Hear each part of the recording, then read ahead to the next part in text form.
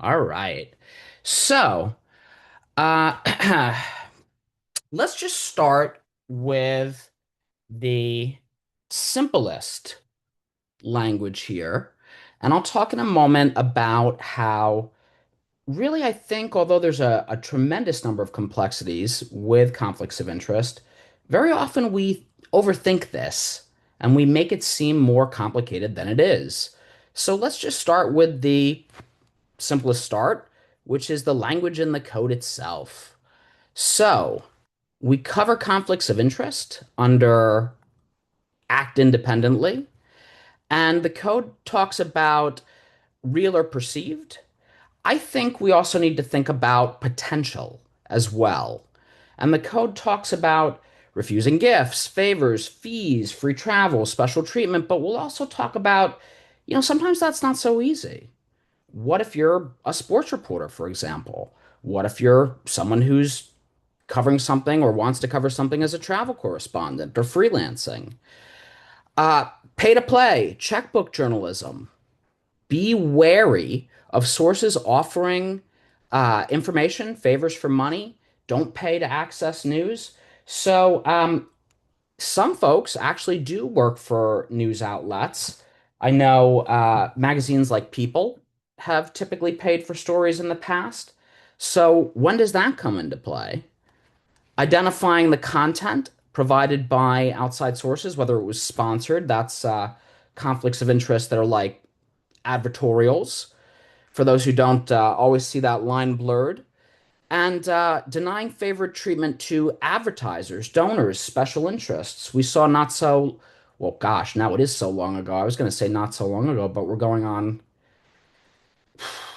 25, 26 years or so ago. The late 90s, there was a big scandal with the LA Tribune and the Staples Center and them not identifying the paper that they had done a whole giant special section that was paid for by the Staples Center. I mean, do you think that they're going to give negative coverage to the new Staples Center if the Staples Center is helping pay for the section? And then, of course, distinguishing news from advertising, and once again, making sure we label sponsored content. So, I guess I'll just wait sort of for the. Let me see if I can get the chat so I can see the chat. I lost the chat window. For questions to pop up in the chat, normally what I would do is this would be very contemporaneous, extemporaneous, and I would bounce questions off of people. But I guess I'll just keep a close eye here. I've got the chat back up on the chat. And if you have a question, please, by all means, let me know. So, some examples from my career, because again, in the end, we'll talk about how we often overthink this conflicts of interest as journalists, but there are often really complicated moments. So I'll never forget. By the way, was a newspaper reporter for 10 years throughout the Northeast. I rose to be Gannett's syndicated New York business reporter, so my content ran throughout the state periodically in USA Today. I was working at a tiny newspaper in Massachusetts near Worcester, if any of you know Massachusetts. And the publisher at that paper, this tiny paper just north of Worcester, said, I want you, let's see, how old would I have been? 25, 26. She said, I want you to write a story about this large auto mechanic shop because we really want them to be an advertiser. Well, if you're in a media ethics class, maybe even mine, sometimes we go, never plagiarize, as if it's that simple. But I mean, what do you do? What would you do if you're 25, 26 years old? Um, Newspapers didn't pay even back then. I think I was making 30, 33K. This was about 20 years ago. And the publisher says implicit or else. She was a really scary woman, big woman, very authoritative, owned the paper. Everyone followed her. Mrs. Bell was her name. Well, here's where I would normally bounce things off of y'all and say, what would you do? But I guess I'll just tell you. So I thought long and hard. And, look, let's face it, you want to quit on principle. and say, no, I'm going to write what's newsworthy because it's newsworthy. But you got to eat. So what I ended up doing was legitimately trying to find an angle that actually made the story newsworthy.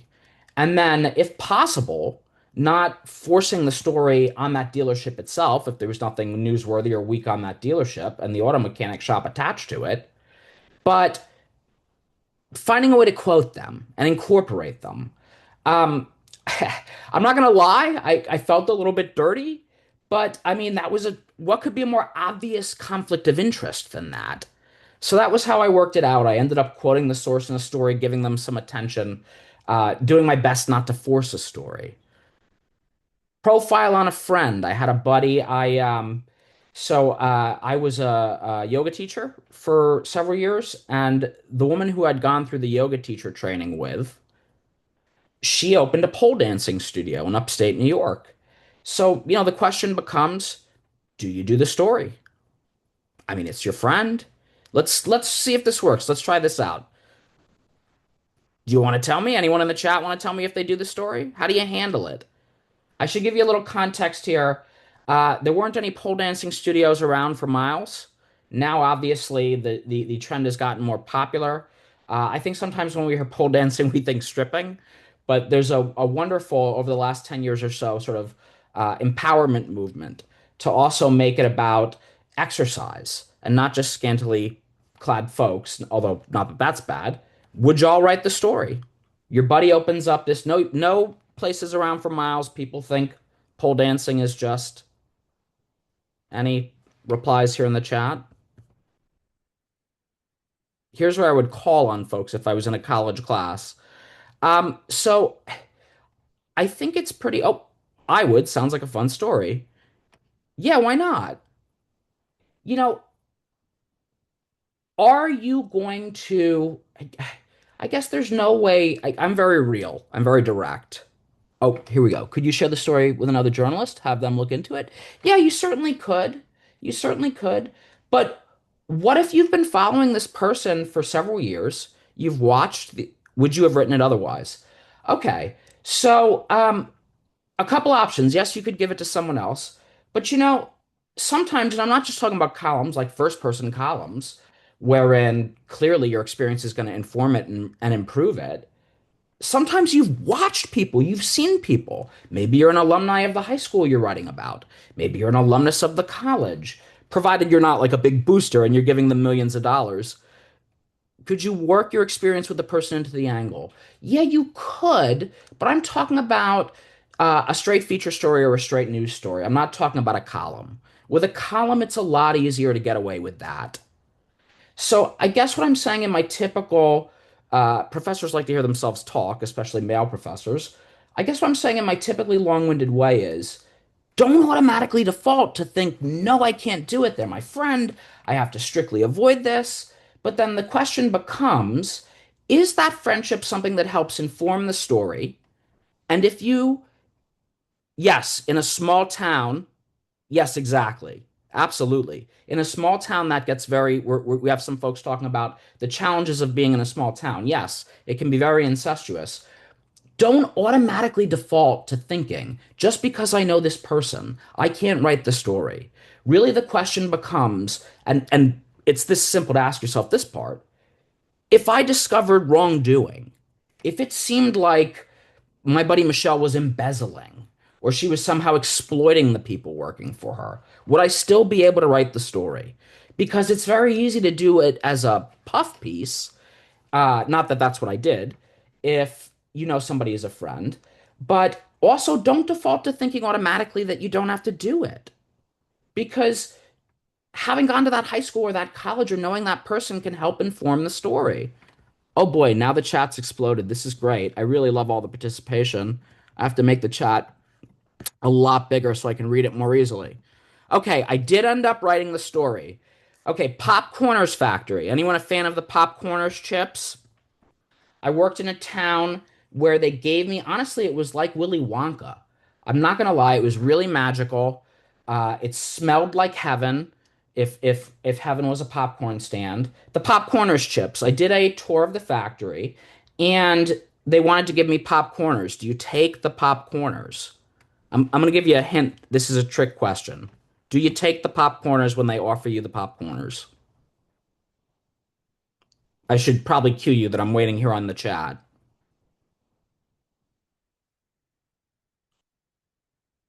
Okay. Some people say, yeah, of course, yeah, you got to try it. Absolutely. Oh, no, Lisa says no. Okay. So here's the trick part of the question. Are they complimentary? Are they part of the standard tour? These are all great questions. Here's the trick part of the question. How many are they offering you? I'm not lying. These guys brought like a refrigerator sized box of popcorners of every flavor, of every variety. And it's kind of like LaCroix. Sometimes they've got the exotic popcorners, they're only out seasonally. And just for like a millisecond of a heartbeat, I wanted to tip, but you can't. No, absolutely. Here again, it's both complicated and simple. We'll get in a moment to what the New York Times does when people are in a Yes, yes, free smells. The tour was comped. We'll get in a moment to what the New York Times does when you're in a situation where the value of the gift is more than $20 and it would be awkward not to take it. But the short answer is, in general, is it less than 20 bucks? Because even if, remember we talked about real perceived and potential conflicts of interest? Even if you can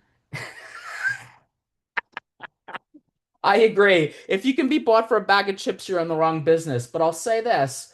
I worked at a lot of newspapers where, we pretty much ate off of the free food that the radio station had above us, which was often paid for by sponsors. So I get it. And we'll also address later on about what if you're at a meeting and you're hungry. Right. So yeah, it's your credibility. Can you be bought for a bag of chips?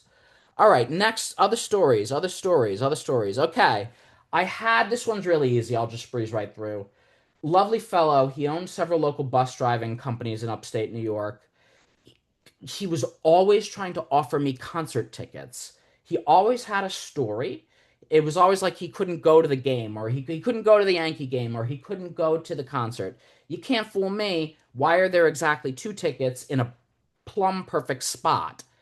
So no, I never took the concert tickets. Uh, but what if you're a sports journalist?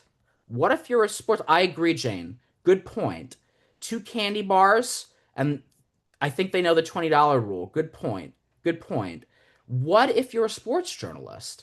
So I'll cut to the chase here on this. They took the exact language in one of the sports writing associations, I believe it was the Football Writers Association, and they added the word large, refuse large gifts, because really, rightly, I mean, let's be realistic. They've got a tray of, it's kind of like when you work at a restaurant in the morning and they put out all the food, or in the lunch they put out the food for the staff. Maybe they've got some hot dogs on the side, they're comping you the tickets to the game. It's a little absurd to think. And some of those tickets to those football games are worth thousands of dollars. What are you going to do? Not pay for is your media company going to pay for every single ticket? What if you're an independent journalist? Yes, Meredith, very good point about music journalists. I'll breeze through this anecdote and y'all can kind of grimace in horror, or I'll picture you grimacing because I can't see you. Never ever pull, even, the trick with the PBA card wherein it's sort of in the front of the wallet and you're not showing it quite or flashing the PBA card when the cop pulls you over. But it's so convenient that the cop can see as you're taking out the license, the PBA badge, the PBA card. Don't pull that crap. I worked at a newspaper in Connecticut wherein the cops and courts reporter, kid you not, said, "Do you know who I am?" when they pulled him over. You can imagine how well that went. Okay, let's go a little deeper into friendship. Friendship. Yeah. Yeah. Jane, I won't judge. I won't judge. That's the slick way to do it. Just happen to put it in that section of your wallet. I'm just saying, don't try to pull rank with any cops. Especially nowadays. They're not always the biggest fans of reporters. Never if they happen to know who you are, they know who you are.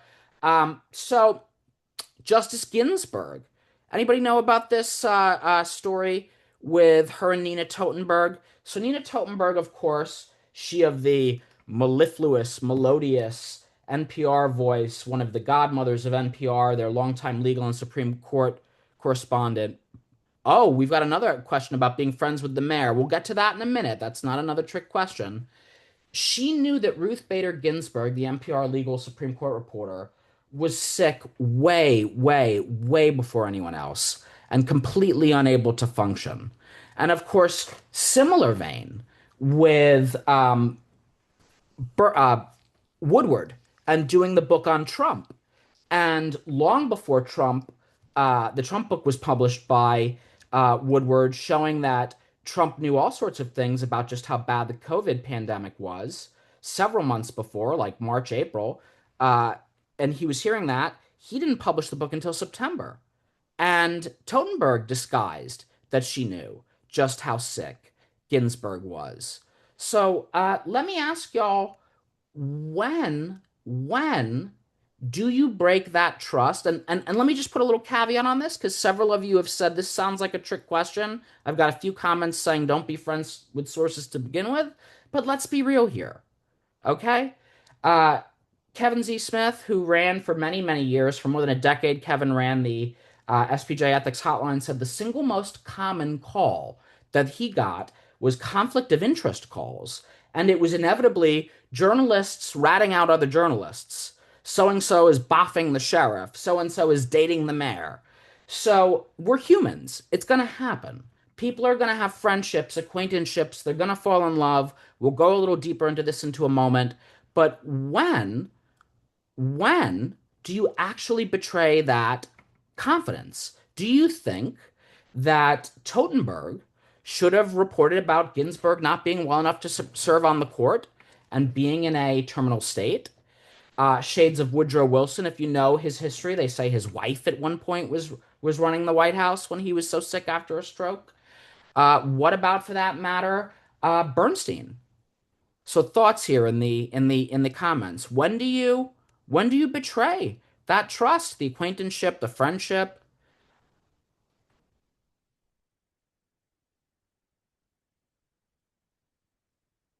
I think we're waiting on a few comments here. Okay, so people seem to still think this is a trick question. I mean, it really does happen. People really do make good friends with sources. Now, I will just say one before I give an answer on this. I will say on a side note one thing about Nina Totenberg. Other ombudsmen, other ethics people, experts have criticized just how close she was with Antonin Scalia, just how close she was with Ruth Bader Ginsburg. And over, the ombudsman, the different folks who've worked at NPR have rationalized it. Okay, so I think as soon as you know about the illness, you recuse yourself. You let the source know why you're recusing yourself. Okay, all right. Well, I'm speaking more generally. You're not necessarily writing a story. You have information that you could pass on to another reporter. That's what folks said about Woodward. Why didn't he just go and tell another Washington Post reporter that Trump was lying? So really, there's two standards here. This is a tricky one. Okay, I think the principle is more important than personality, and if someone is befriending the journalist, they should probably be mindful of the potential consequence. Okay, so there is a part of the code that we're thinking of revising right now on the ethics committee, and y'all will get a bite, multiple bites at that apple when we've got when we're not just throwing spaghetti ideas at the wall. Y'all will get a chance to comment and think on it. But it says, be careful about the promises that you keep. Be careful about the promises you make, but make the promises you keep. And even though that's talking about in a repertorial sense, truly, truly, we have to think about the friendship too, and just being a human. Because too often we forget, speaking of conflicts of interest, when I have the media ethics class, I show in colleges I teach periodically media ethics classes, I show the pictures, for example, of the young monk burning in Vietnam, or the person who immolated themselves in the Middle East and helped set off the Arab Spring. Do you run and throw water on them? When do you intervene? When do you say, stand on principles Always. Also, someone else's health is personal. Okay. Well, there's also related principles related to health. USA Today outed Arthur Ashe for having HIV. It was extremely, extremely controversial. That's a whole other conversation. The reporter wasn't friends with Arthur Ashe, but it was a friend of Arthur Ashe's that ended up outing him, and then USA Today outed him because they said it was of a public interest. Okay, so there's the book standard. Are you writing a book? And have you made that agreement with the source that you're not publishing that stuff because that was part of Woodward's argument? Are you going to make that agreement that you're not publishing that stuff until the book comes out? But then there's a whole other line of ethical debate about should you even be writing a book? My answer to that, of course, is did your news outlet permit you to do it? Because at the end of the day, in addition to some very basic questions, what do you think the audience would think if they knew? That's a very basic core question. Is it less than $20? That's a very basic core question. In the case of the yoga studio, to go back to that, is your knowledge of that person informing them, but are you also not so clouded by liking that person or being buddies with that person that you couldn't ask a tough question or report the tough news? So truly, it's balancing the public interest. I think a very, very valid case could be made in both cases that Ginsburg and Woodward were unethical. I mean, you've got thousands of people dying, and you've got a president standing up in the back room. You're listening to him talking with all these officials and telling you the president knows how severe this is and how it's transmitted, and that young people are getting sick. And then in public saying young people aren't getting sick, this is not a big deal. You've got the whole fate of the United States and the justice system hanging on it. So these are the tough questions. The tough questions. Here I'm going to fly through this just in the interest of time, but here was an NPR standards editor rationalizing this. Here's the Woodward example. Going back to writing a book. So Karen Krause of the New York Times got busted, both covering Michael Phelps in the Olympics and writing a book with him at the same time. I mean, these things sound commonsensical, but how often do we still see the old plagiarism excuse? Oh, I couldn't sort out the difference between my notes and the things I'd cut and pasted into the document. It's like, stop. You're so full of crap it's coming out your mouth. Romantic source. Okay, so I'm gonna tell you here. I'm gonna warn you in advance because you're all gonna think the automatic answer is no. You don't write the story ever. This is a trick question. So why don't I rephrase it? Rather than asking the obvious, which is, would you write a story if you were romantic with a source? When might being romantic with a source that's somehow related to your story not be unethical? Anyone have any ideas?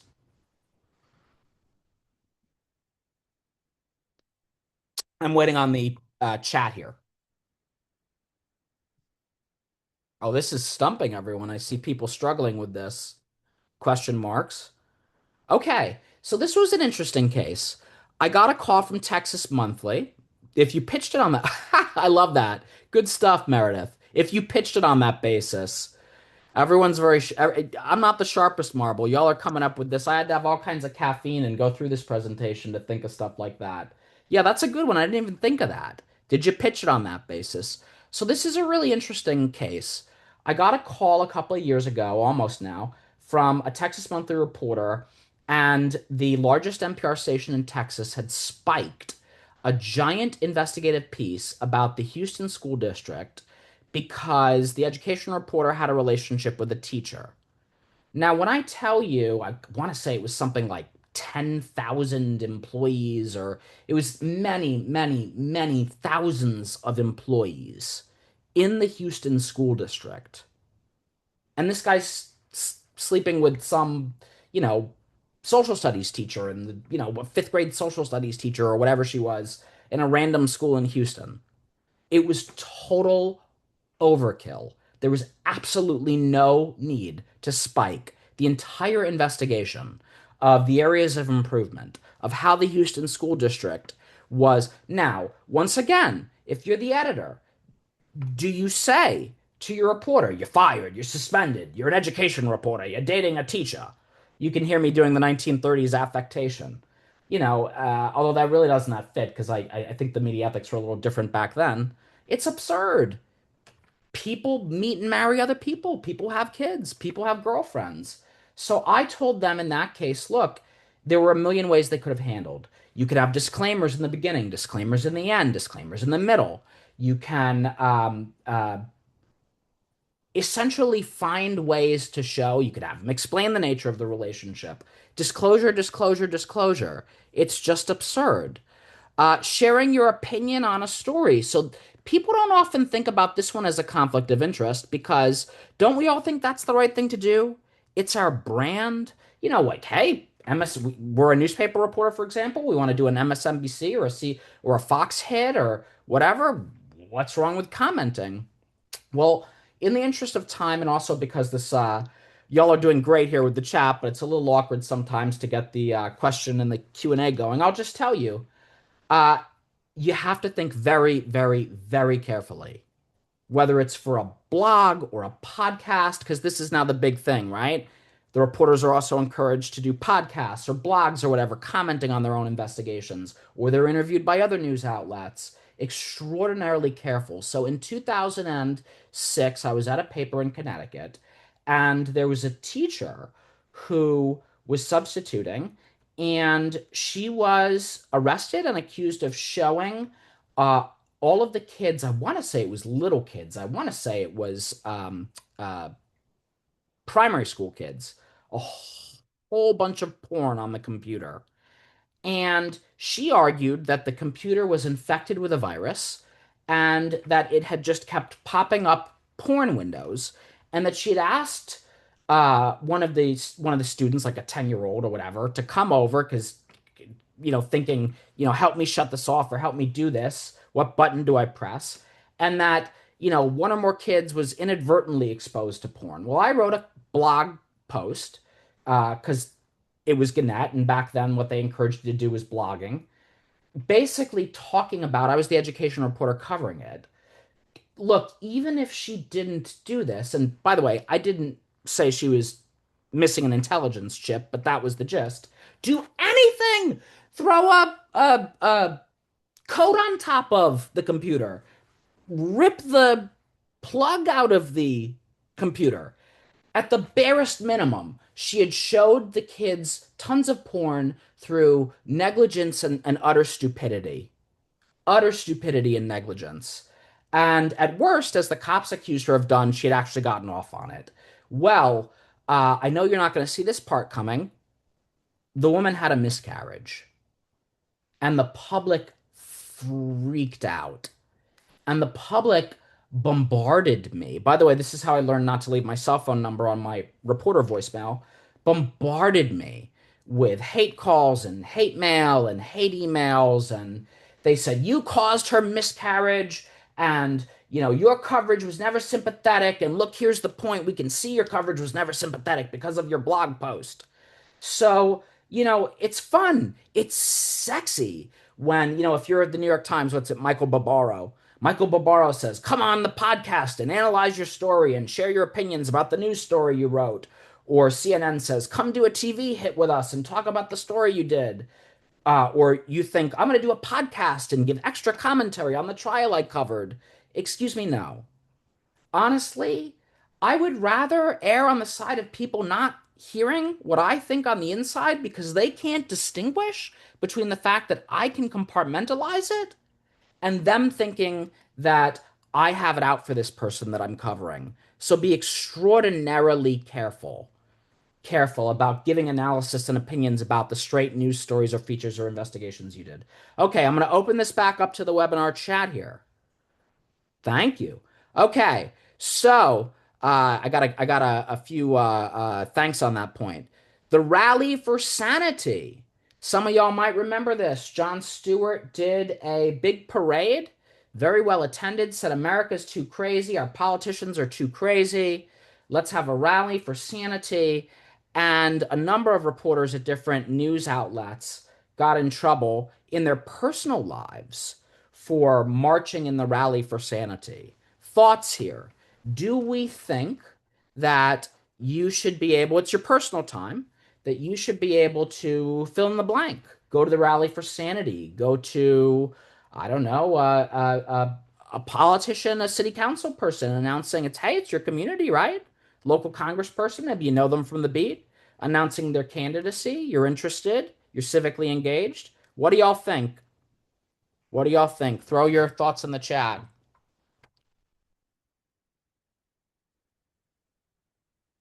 Is this being different from being prohibited from signing petitions? Sort of. I'd say it's in the same vein because just as a petition is a public thing, and maybe I'm sort of giving away my sort of old-fashioned. Lee Purcell says, no, it's stupid, colossally stupid. You're pegged forever. So, there's two. No, I don't even want my wife to go. Like Alito and his wife with the flag upside down. These are great comments. No anonymity, especially another person says, especially in a small town, can't be seen. I'm with you. Honestly, there's two thoughts on this. There is a school of thought that has become very popular in ethics over the last 25 years that says don't you want to know? Don't we transparently want to know what someone really believes in their personal life? And doesn't that help us understand, inform, and help us judge their reporting? But I'm right there with all of you, truly. It's the juice isn't worth the squeeze. I didn't even put, I was a reporter all throughout the Northeast, including in New York. I didn't even put a Red Sox sticker on my car because I didn't want people thinking that I had this, that, or the other sway. It's really what people think. They don't make that judgment. In the public's brain, there's sort of a caveman, black and white, gray, it is this, smack with a club and dead. There is no nuance in the public. They see you at the rally or they see you, out for the candidate and they construe that as support. 100%. And thank you to the person who made the point about I don't even want my family seen out there. So NPR ended up revising its policy, but they made it a narrow carve out. A narrow carve out. Basically, they said, is the rally not so much for a political purpose, but to talk about all human dignity? All human dignity, to say race, color, creed, gender, sexual identity, disability, religion. Okay, so we've gone through that here. Even when where is my? I meant to cover this up with a big picture of the code, but I don't see it anywhere. And that way you don't see the rest of this down here. Weird. Now I'm probably making everyone dizzy. Okay. Let's move along. Sorry, I don't have my big picture of the code covering the other part of the lecture. I drive a pickup, which is a bit of camouflage in and of itself. This is honestly, it's called heuristics and it's part of media bias. We see a gun rack on the back of the pickup and we assume Republican, right? But we as reporters also have to remember, we also have to remember that uh, See, I changed my mind. I want to put my big fat picture of the code on top of this. Bear with me real quick. Or maybe I'll plug our talk here because it's the thing that I have nearer to me, and I'll put a picture of our talk graphic coming up. All right, paste. Here we go. All right. So, where were we? It's heuristics. It's a natural. Whoops, I have to hit wrap text in front of text. There we go. Okay. So it's heuristics. We have to avoid pigeonholing just because we see the gun on the truck, but the public doesn't know better. The public just pigeonholes, right? Okay. So we are on, bear with me. Okay. I don't even put the bumper sticker on my car. I'm not going to belabor that point. Okay. Financial investments. In the interest of time, I'm just going to make this very simple. No, don't. In fact, it's illegal. It's insider trading. I was a business reporter for most of my career. You can move markets with the things that you're writing. Okay? Uh, Even if you're doing work as a consultant, like David Brooks and a number of New York Times columnists have gotten in trouble over the years, No, absolutely not. No bueno. Can't be writing about it and doing work.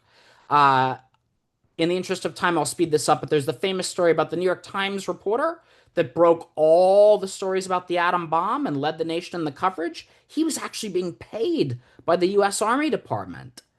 And more recently, we've had columnists who were writing about the Gates Foundation, and they were simultaneously working for a nonprofit that was the Gates Foundation was their biggest source. I mean, these are, it seems so common sense, but common sense isn't so common in media ethics.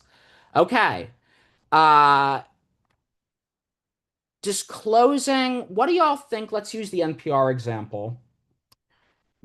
Do you think it works when NPR says, when they're doing a story on Google or Facebook, let's use Meta because there's been all this, everyone has seen the woman win that lawsuit about being addicted. When NPR does the story and says Meta is a sponsor of the story, does that disclaimer work? Sorry, a sponsor of NPR. Does that disclaimer work? Is that enough to slap on top of the story? What do we think here in the chat?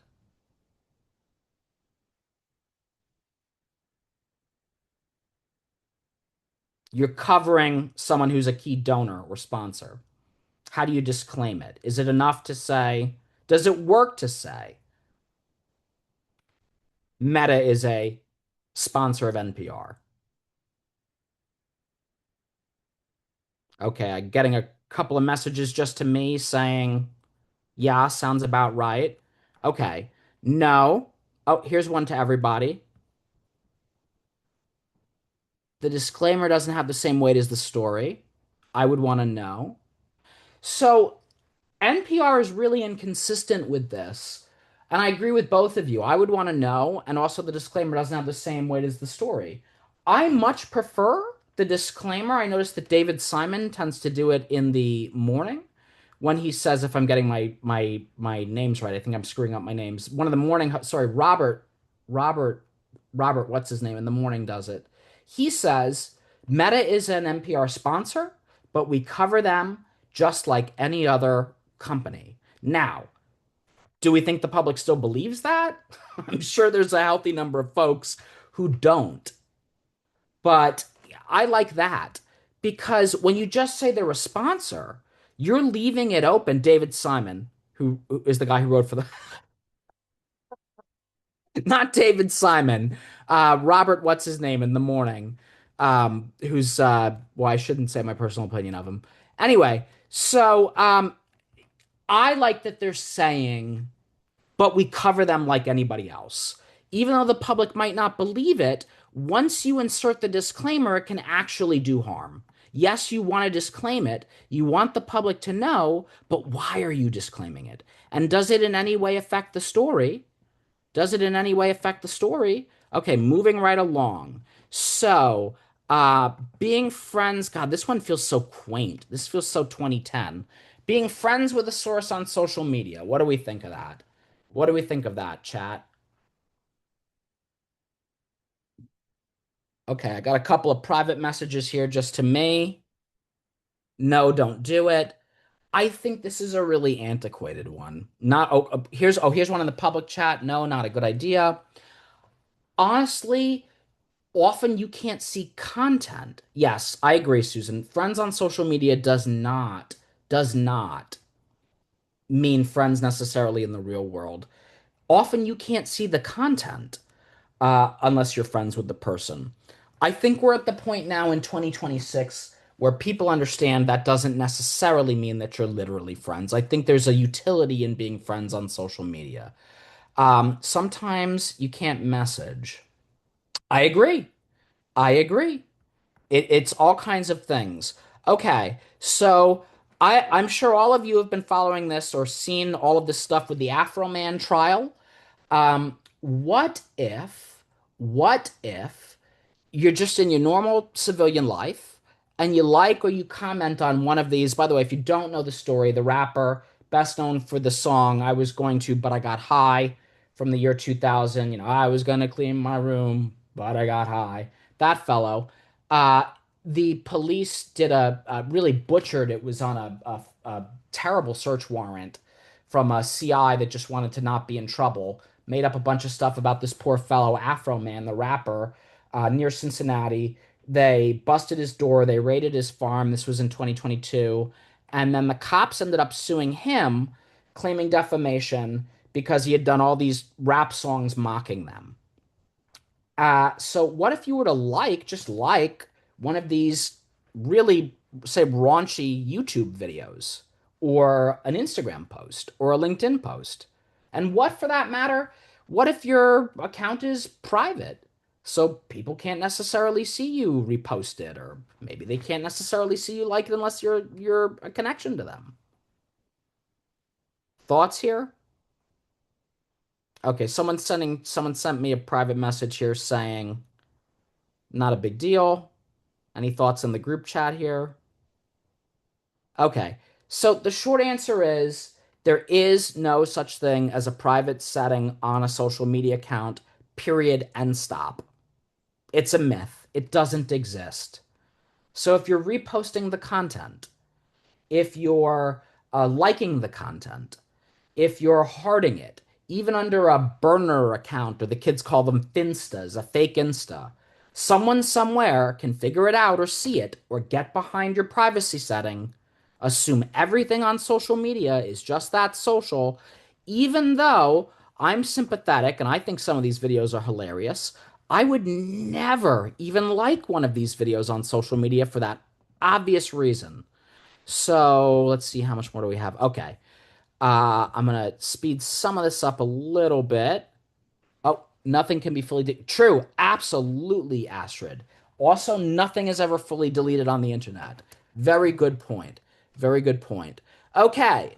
Okay. Travel reporters. Anyone here do any travel freelancing?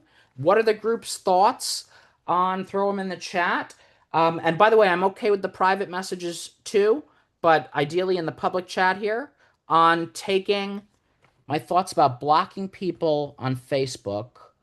Uh, they can still access my reporting on my website, but they constantly harass and share misinformation. So I finally had enough. So the short answer is I get it. Okay, it makes sense. The slightly longer answer is as much as possible, try not to block people. Truly. Because once people are blocked, they feel attacked. And I get it. I get it. It's a double standard. They're harassing you, and it's even tougher, say, for an independent journalist or a freelancer. Maybe you don't have that, group of that team curating, aggregating the content. But we are semi-public figures as journalists. Now, harassment and abuse is not entirely what we signed up for, but it's to be expected. Even better than blocking, if there's a way to silence it, if there's a way to hide the comment, but try whenever possible not to block. What was it? Michelle Obama, they go low, we go high. Okay. Travel reporters, thoughts on taking fill in the blank, plane tickets, resort accommodations, maybe for free. What do you do if you're a travel reporter? Okay. So several folks say the same with tickets for an arts show. So I think that there are legit fair points to be made that you're making. Look, I don't have the money to buy a $300 Broadway ticket. I covered business and healthcare, education, government, but now and then I did a sports story. I remember going to a boxing match in the middle of Plymouth, Massachusetts. I didn't have the money to pay $100 on what back then was like a $27,000 salary to go see the boxing match. However, and this is really a core point for the whole lecture, not just what would people think about it if they knew, and not just can you compartmentalize and cover it objectively, but what is the policy of the outlet for which you're working? Let's say you wanted to freelance for the New York Times for a travel piece. Guess what? If in any of your other freelancing travel assignments you have taken fill in the blank, plane tickets, a hotel accommodation, they're not going to let you do it. They're not going to let you do it. So you really, really, really have to check with the policies of your publication.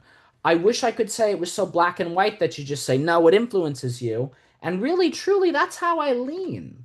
But being more realistic, who has, if you're going to review part of a Hawaiian resort, if you're going to go to a play, if you're going to go to a boxing match, hundreds of dollars to go.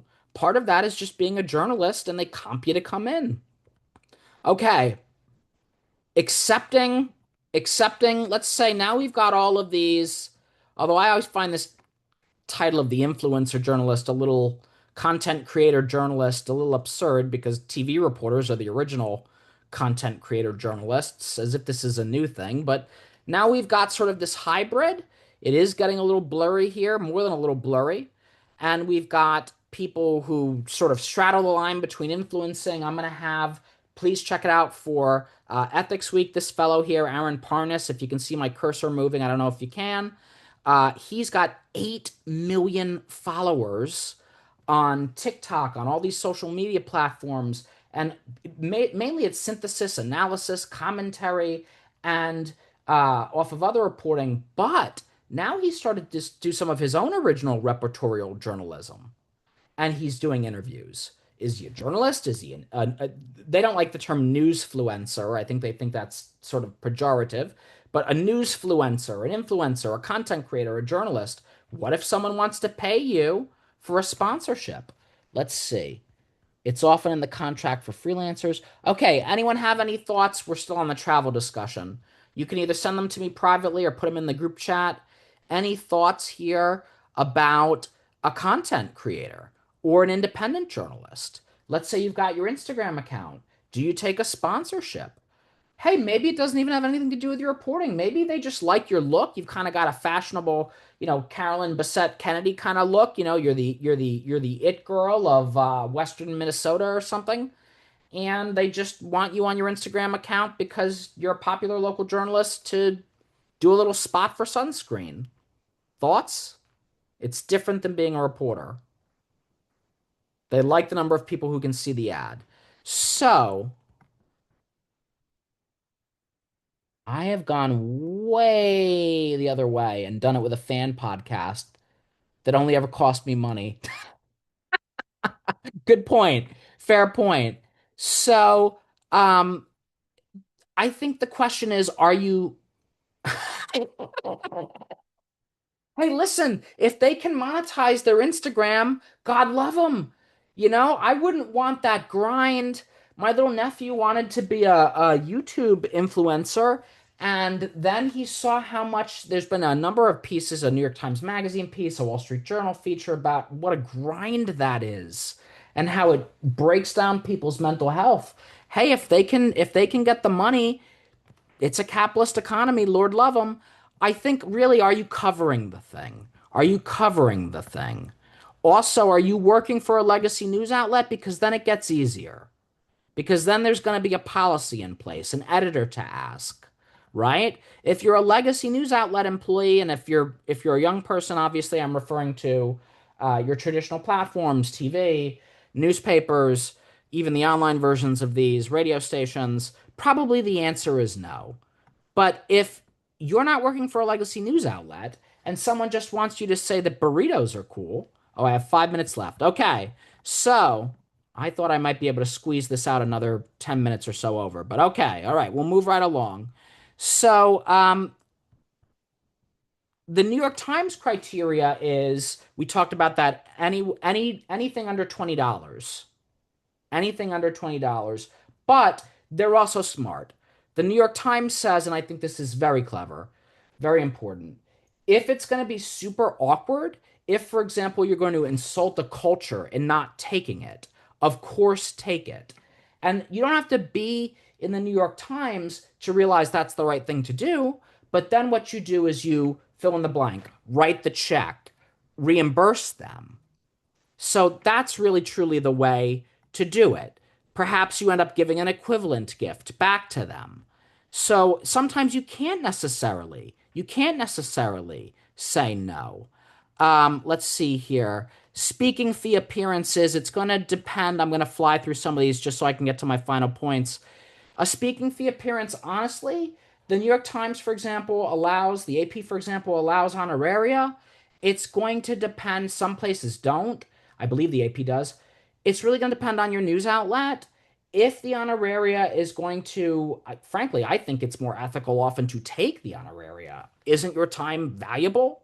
Why do we have to be a saint and do it for free?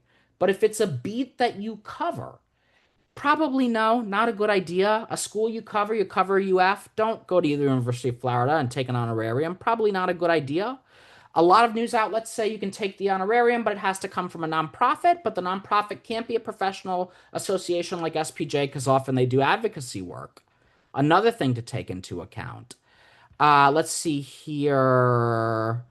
Okay, this is a key one. Don't think because you're at, say, a school board meeting, a city council meeting, if you're starving, that you can't have a piece of pizza. It's absurd. We're humans. People get low blood sugar. If you're hungry, if your budget is low because you're a reporter, of course you can take a piece of pizza. Are you taking 5 boxes of pizza home? No bueno. No bueno. Okay. So, final summaries here. I'm going to tick through these rather quickly. This is these are the very bare minimums, the very bare minimums. I'm going to go through these a little quicker because I think the more important ones are at the bottom. At a very bare minimum, at a very bare minimum, we're avoiding freebies and gifts in general. We're not donating money. We're not donating money. This goes back to are you going to the parade? Are you going to the rally? To a political candidate. We're avoiding engaging in political activity. I saw a big quill story that horrified me about reporters running for office. I'm going to have to read that to see what the context of that. In general, look, sometimes you might fall in love with and marry, or for that matter, be a friend with a source. But if it can be avoided, in general, we're avoiding it. We're not covering friends and family in general. We're avoiding financial conflicts. And then I'm just going to whip through here. These are some other really key points. Summary. RTDNA points out, and I paraphrased a lot of this and shortened this. I thought they were a little clumsy on some of these, but this is the gist. What would an audience member think? Keep that in mind at all times if they knew. Also, if you're willing to accept the gift, you better know what your limit's going to be and what your limits are in general, right? It's not enough just to say, I'm going to accept it or not accept it. Consider when beforehand so it's not even an issue, especially if you're an independent journalist or a freelancer or you're one of these travel journalists. What are my limits going to be? Because when you're under pressure, it's going to make these situations so much more awkward. Uh, hey, you go to a pumpkin patch and you're getting a ride on a local farmer's cart? Yeah, no problem, right? But flying on a plane, you're going to have to think deeply about that, right? Know in advance what your policy is, establish it. Um, Realistically, if you can avoid it, avoid moonlighting. I had second jobs at times as a reporter, but they were never things that directly related to my sources. If you can avoid it, avoid it. It's really common with things like sports, voiceover work, calling a game. Uh, think to yourself, is the person I'm covering actually benefiting from whatever it is I'm doing? Is there some benefit beyond the coverage? Don't do it. Don't do it. Like the doctor, it hurts when I do this, don't do it, right? Know the policy of your workplace, including with political campaigns and political coverage. What is the policy? Some places don't even want you to wear a button. Some places, there are states you can check a box where it doesn't show your voting stuff publicly in the voting records. When people search online, they want you to check that box, right? Know the policies of your place. It's not just enough to know what you're going to do or not do. Know the policy of your outlet, or if you're an independent journalist, how you're going to handle it if a conflict comes up. Is there a whistleblower system in place? What is it? And how are you going to report it? How are you going to disclose it? Because you can be doubly unethical, triply unethical just by not disclosing it properly. And finally, think very, very carefully about how you're going to disclose it and when you're going to disclose it. One of the most controversial parts of the code is a provision that calls on journalists to report wrongdoing, including in their own newsrooms when they see it. So how would you handle it? right? We know about the blue shield, the thin blue line. But reporters can be the same way, right? Very clanny, very clicky. What are you going to do if these things come up? Not enough just to know in summary, not enough just to know what not to do, but also what to do if the fit hits the shan, how you would handle. Thank you so much. It's been such a pleasure. I hope you enjoyed some of the stories and the anecdotes, and I'm honored to give the talk. I wish I could see your faces. We do have a question in the Q&A kind Oh, of okay. section if you're up to answer it. I would love to answer some questions. I'm happy to stick around. Okay, so I've been going back and forth with the personal identity versus journalist title for a while now. I've seen arguments go from if you are part of the identity, you're more knowledgeable on the topic versus you can't get too emotional or invested to be able to be as unbiased as possible. When can personal identity be the superhero in your journalism, and when is it the kryptonite towards the audience? I think that is a fantastic question. I think that I have dealt with some an immune condition, and I've been a healthcare reporter. I think that so we all know. I hope the difference between, but just in case we don't, empathy, obviously, the ability to put yourself in one's shoes, and compassion is empathy plus action, the ability to act on it. And I think, generally speaking, that it's super helpful if your identity helps inform the story and maybe see things that other people don't see. What are we going to do? Say to someone who's a member of an underrepresented group, you can't cover the fill in the blank beat about oppression or colonialization or whatever. Now, when does it become an issue? Is it materially affecting your depiction? And by the way, you know when you want to reach for a quote that makes someone look bad. You know when you want to give somebody less weight. You know when you're getting too emotional reporting something that you can't handle it, right? Is it materially affecting your ability to offer information and evidence that is counter to your lived and learned experience? Can you still have an objective method and detach and say, for example, in my case, I hate me some gastroenterologists, but can I still report on them, neutrally? I think often they're arrogant, egotistical people. But is it affecting truly? Now, often you're going to have to ask your editor, is this something I need to disclose if you've got an editor? Any other questions here?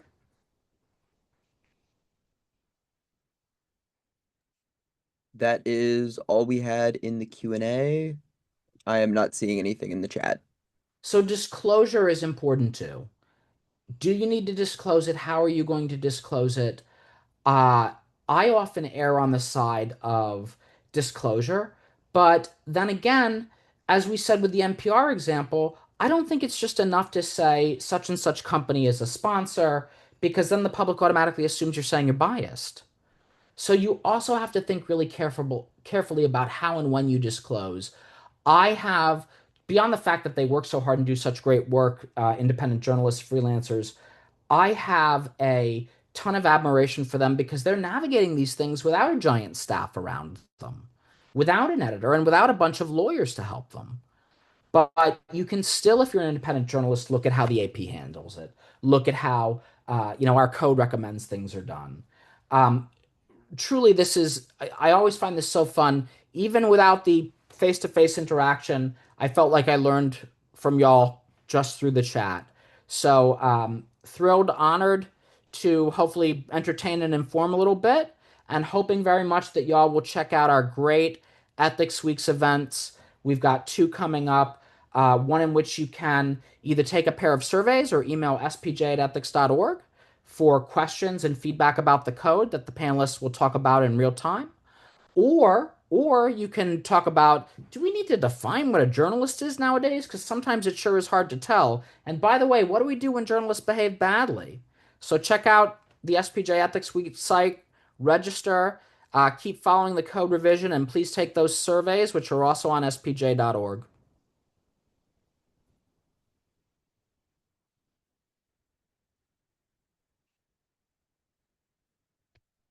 Signing off now, I guess.